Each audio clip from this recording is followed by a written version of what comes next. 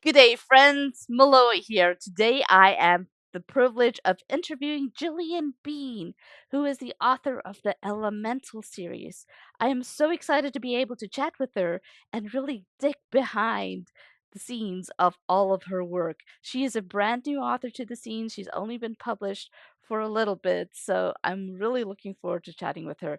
Welcome, Jillian. How are you doing today?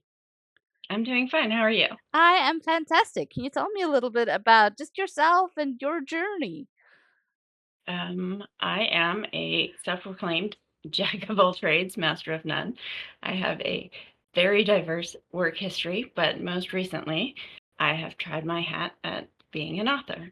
I am a mother of two. Let's start with the basics. What inspired you to write your first book, and what made you decide now was the time to do it? Um, it all started when I was in high school and got the assignment from my English teacher that we had to write for 20 minutes straight during class one day a week. And then our homework was every week to do 20 minutes of writing at home. And I started out writing really, really, really bad poetry. And Mm. I figured out very quickly that it was going to be a very painful assignment if I kept doing that. So I decided to try to tell myself a story. And that's when all my writing started. Uh, he collected our work every month or so just to make sure we were still doing it. And when he collected the first time and I turned in 3 entire notebooks filled from front to back, he said, "Okay, I believe you're doing it. You don't need to turn this stuff in anymore." So, and I've writing ever since. My characters pop up in my head and start telling me about their adventures, and then I just write them down. How fun. I have a similar situation with what inspired my writing was my English teacher as well. Mr. Clifford was his name. And we had this one assignment where we had to write a letter in our favorite character's voice.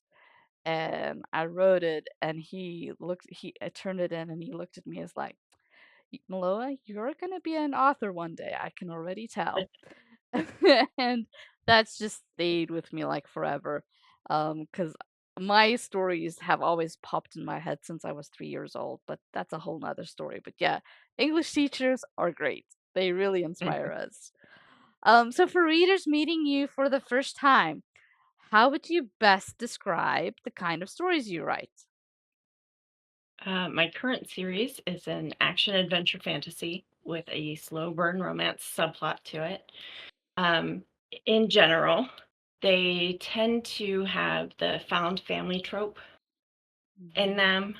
I try to point out it's been a common theme, at least, that, you know, everyone and their differences working together actually makes you stronger in the end. Mm, And so that theme sort of bleeds into my stories. mm, mm. So multiple strands stronger than one. Yeah. Yeah. Everybody's weaknesses and strengths working together is stronger than anything. Do you remember the moment you first had the idea for this book? What was that spark like? My stories typically always start with a character. The character shows up as my new imaginary friend hanging out in my brain, telling me about the adventures that they go on. So earlier you told me you're working on a trilogy. Can you tell me a little bit more about that story and what it's Sure. all about? So my main character, Selima, she is an elemental shaman, and her biggest strength is in her earth magic, but she can use all of the elements. And her mentor was murdered by her another one of his students, and he's basically trying to make the magical world rule over everyone. Mm, Um, she and him fight to a draw basically in the prequel, and uh, with both of them too injured to continue.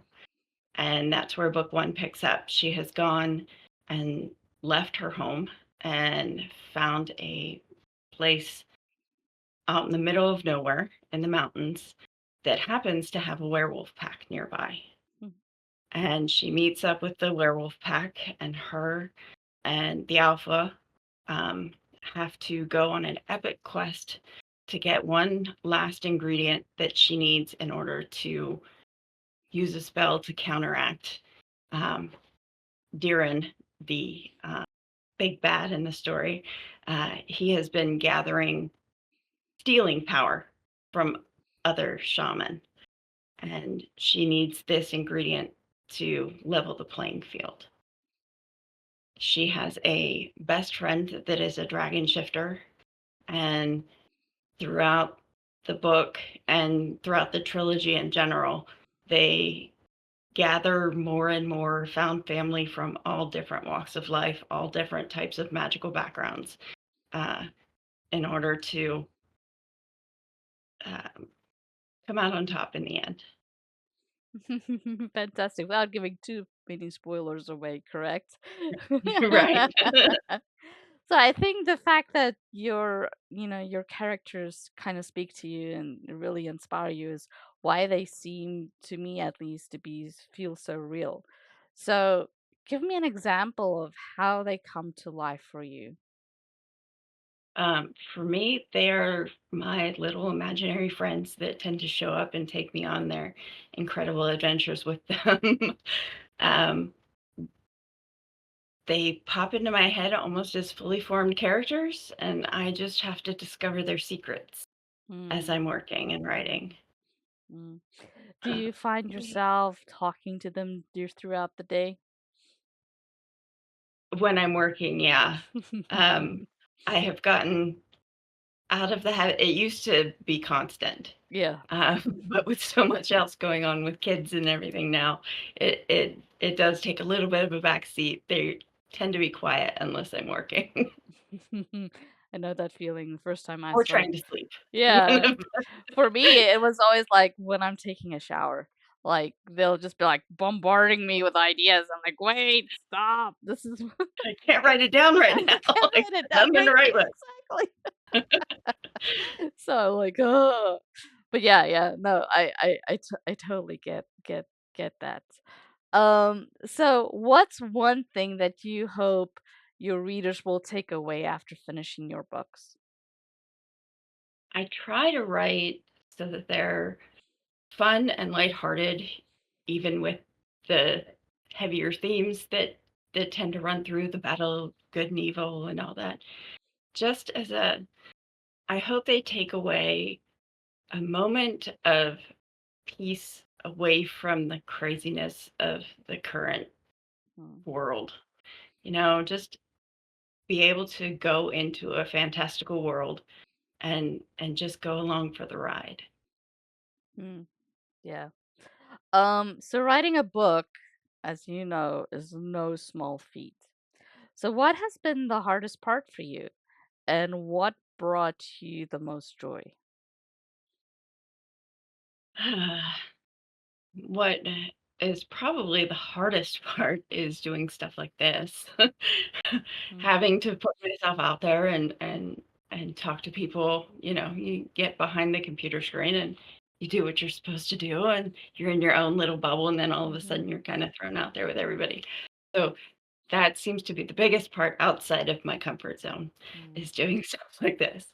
Um, Well, as you're far doing as great so far, so keep going.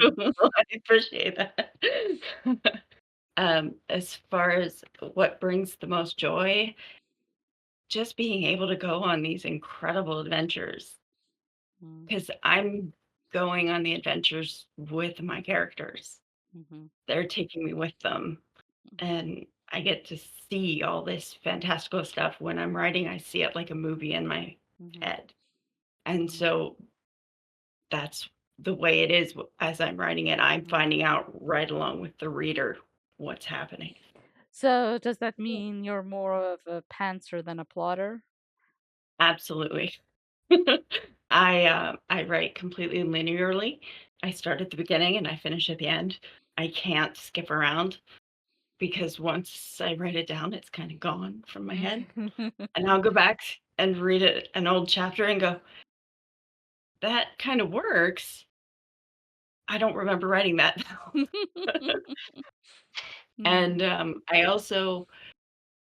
I have a general idea what's going to happen at the end. It's going to be a happily ever after, you Mhm. know, that sort of thing. It's going to wrap up. I know that, but I can't know the specifics because once I know the end, I don't need to tell the story anymore Mhm. because I already know. Yeah. So, I used to be a pantser, but it would take me like years and years and years to write my books. So, and then I tried being a plotter, right? Plotting everything out. And then by the time everything was plotted out, I was like, well, why am I going to write the book now? I already know the entire story. right. So I found what works for me the most is the snowflake method, I which haven't heard of that. the snowflake method is great because it has a series of exercises and steps you take in terms of helping you figure out the storyline, the character, crafting the characters, crafting the world, crafting the story without getting down into the nitty gritty. So that Right. I equate it to, okay, instead of having an outline, I have a map, right? I have a map of now how to get through A to Z and pass through B and F, you know? Right. So I know the arc, I know the characters, so now I can just sit down and write. Which that's been it's a balance between the two of them. Mm. And that method has actually sped up my writing by a hundredfold. Um, Nice. so but it's one of those things that I tell new writers and new authors is like you have to find what works for you. Mhm. Your way of doing it is not going to necessarily work for somebody else and might not Right. work for the third person or fourth person. We all that's where creativity comes in. The fact Right. that you're able to figure out what works for you and then just plug away at it. But yeah, I fully tip my hat off to Pantsers, because you're exploring the whole story and the event as it goes on. So many Yeah, readers. Hmm. Go ahead. when I when I edit is typically when I start and I do a reverse outline at that Mm, point. mm, The story's done and then I write the outline. But and I have found because it would take me years and years to write anything, I found that I would get into editing loops. ah. So when I write, I typically will write all I'm going to write in one day. And when I come back to it, I'm only allowed to read the last scene that I Mhm, wrote the day before to figure mhm, out where I was mhm, and continue. And I don't change anything. If mm. spelling errors, nothing. I change nothing until I get to the end. Otherwise, I will just keep editing over and over again. Yep, yep. I think when I was in college and I was taking English, um one of my friends, he would just, get the assignments out so quick and, just nail them all. And I'm like, how are you doing it? And it's like, well, I do the outline and mess it down and write it. And I'm like, but I'm not like that.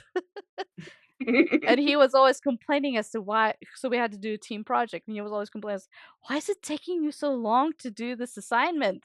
I'm like, "You don't understand. Like everything has to percolate up here in my mind before it gets put down in words on the page.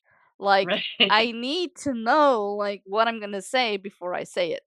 Um, but that's me as like I just couldn't do it. But back then I was too young to really understand that people have different writing styles. Now, more mature, I know, yeah, there's differences. So, many readers are curious about how books are made.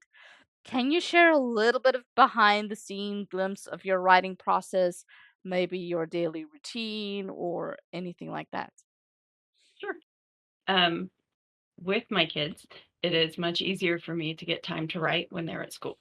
Mm. So that tends to be when I get the most words on the page is while they're at school. It used to be that I would write late at night and stuff like that, but it just seems to be easier, less distractions when the kids are at school. Um, I, like I said, I am a pantser.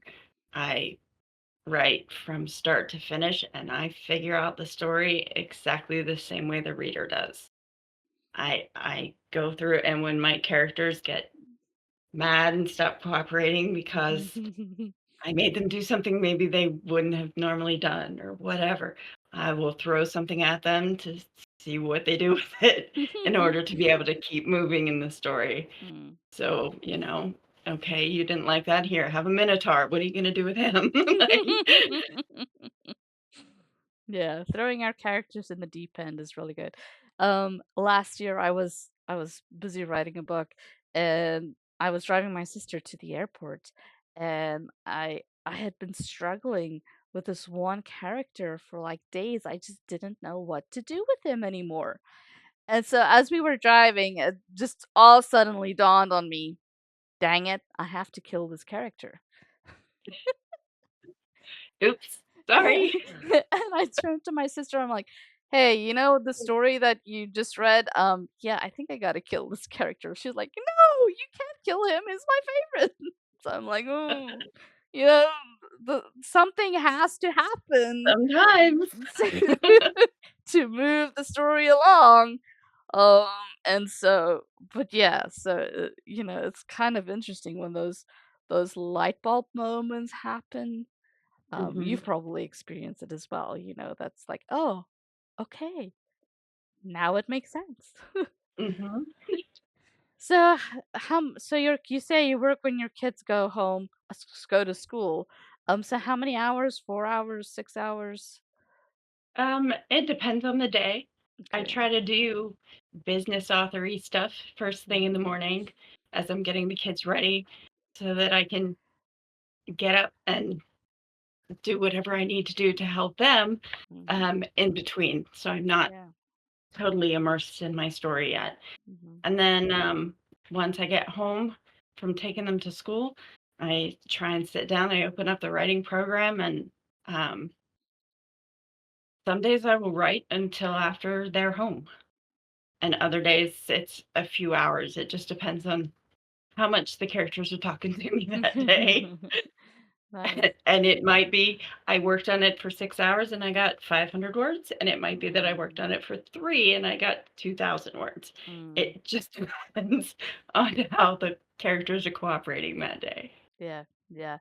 I find that I'm I try to set aside some time every day to write. But you're right, like some days it just flows and other days it's like you're grasping for every single word. But I think it was it Danica? No, somebody gave me advice in one of my previous interviews that I did that said like, look, if you're struggling, just focus on writing 90 words a day because by the Mhm. time you get to writing those 90 words, you'll be in the flow and then just keep going as how long you can. Yeah. So I've tried to practice that, and they're very right. Like once you get over that initial momentum of getting going, Mhm. it seems to be a Yeah, lot if easier. you set your goal low, everything over and above that This is bonus, extra. yeah. And it's that little dopamine hit, that I got what I needed, and this is all extra. I'm working extra hard today, you know, and it This, clicks something in there yeah, that makes it work. Yeah. yeah, most definitely. Have you heard about Author Nation? I have heard about it. I have not attended Okay. it yet. Well, if you're in Discord, you should definitely join us in the Author Okay. Nation Discord. There are some great friends and colleagues that I'm starting to get to know over there. So it's another venue to, since you're a gamer and you're comfortable with Discord, Um, Yeah.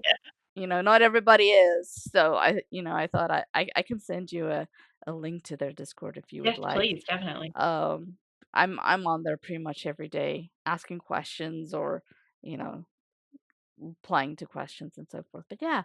So, was there a book or an author that made you fall in love with reading?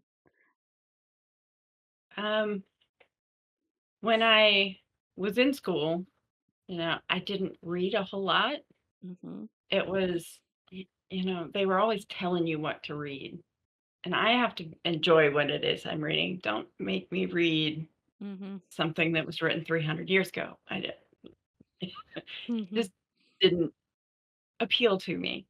Um, and now I read constantly. Um, some of my favorite authors that I will read and reread over and over again. Um, Patricia Briggs, K.F. Breen, and Patty O'Shea. I will be going throughout my day, and all of a sudden, a scene from one of their stories that I have read repeatedly will pop up in my brain and will not stop until I go pick up that book and reread it again.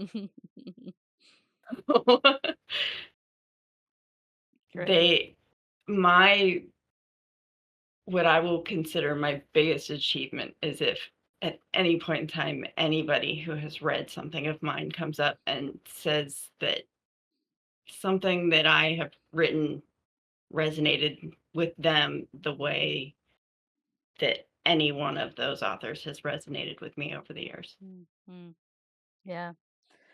Um, my I never used to like to read as a kid.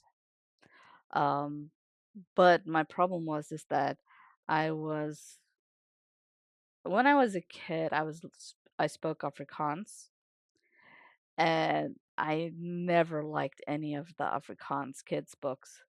They were all just so stupid to me. I was like, there's nothing here. I'm like, really? And so when I was 7, my parents moved to the US for a year. My dad was on sabbatical, and I learned English to speak English that year. And so we went back to South Africa after that. I was fluent in English. Like in a year, I'd become fluent in English. Wow, And so my parents debated putting me back in Afrikaans school no, but I went back there. But I was in an English speaking community.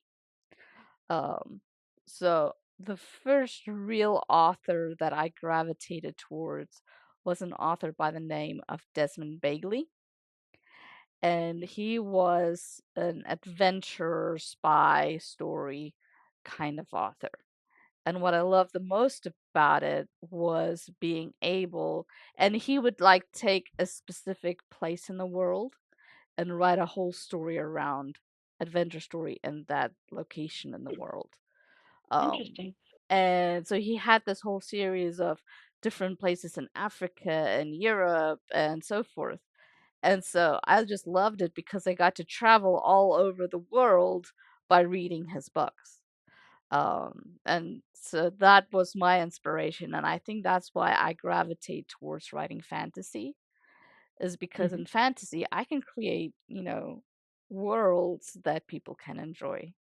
And mhm. I love world building for that reason. Now that your first series is going to be out there in the world, right? It's set Mhm. sail. You said here in the next couple of weeks, third book 3 is going to come out. Yeah. So what's next for you now that your babies are Um, all flying away? I have new characters, new imaginary friends that have been talking to me.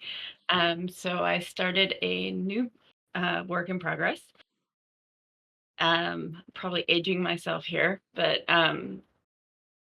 when I think about it, it seems to me to be like Dark Angel, the TV show, Okay. meets Resident Evil. Okay. So this one is more urban fantasy, Okay. whereas my current um, series was straight fantasy. Hmm. Um, so yeah, that's what I'm working on right now. Sounds like a lot of fun. Very interesting. So, for readers who just discovered you, where's the best place to follow along, connect, and hear about all that you've got going on in your world? I have my website, jillianbeane.com, and you can also find me on Facebook and Instagram. Perfect. Well, thanks for coming today. You did really, really well. I had a lot of fun. I hope you had a lot of fun. I did. And Thank you so much. thank you for sharing your world and your stories with us and the viewers. So, for details on Jillian's books, you can click on the link in the description below and go to her website, jillianbean.com. And to get a sneak peek about what projects I'm working on, you can head on over to meloescape.com, also linked below. And as always, thanks for watching and happy hunting.